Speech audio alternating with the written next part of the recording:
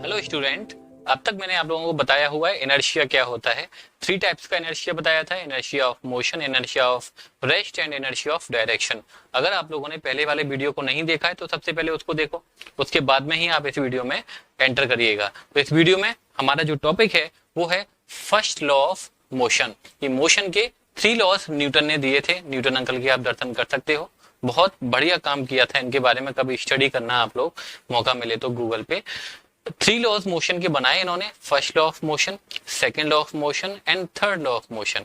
इस वीडियो में मैं बात करने वाला हूं फर्स्ट लॉ ऑफ मोशन की। देखो, फर्स्ट लॉ ऑफ मोशन कुछ नहीं है, बस इनर्शिया, जो 3 टाइप्स का इनर्शिया मैंने आप लोगों को बताया हुआ है, inertia of rest, inertia of motion and inertia of direction. उन तीनों डेफिनेशन को अगर कंबाइन कर देते हो, मर्ज कर देते हो, तो बन जाता है फर्स्ट लॉ ऑफ मोशन। जैसे फर्स्ट लॉ ऑफ मोशन के अकॉर्डिंग सबसे पहले मैं लिखता हूं, स्टेटमेंट बताता हूं कि if an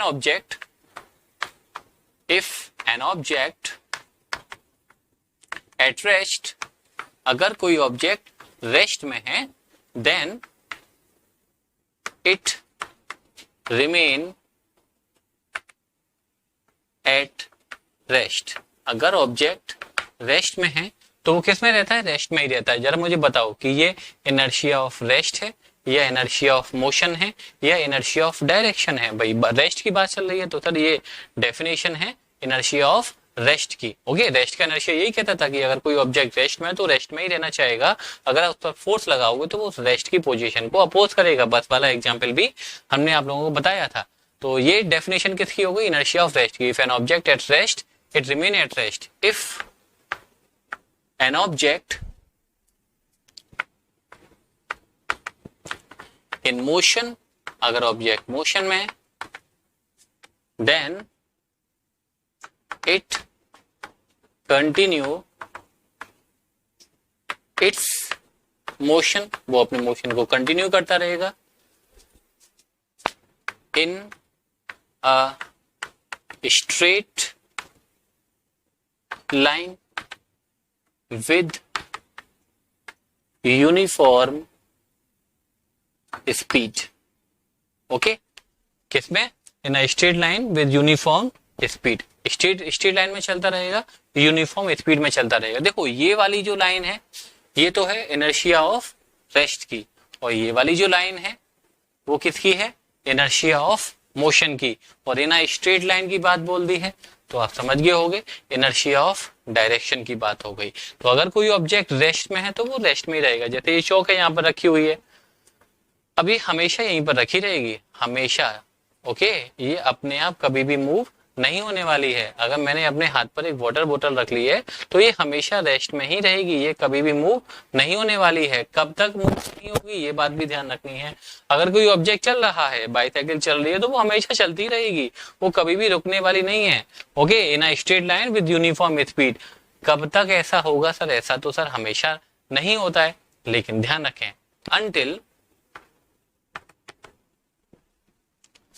an external unbalanced force act on it।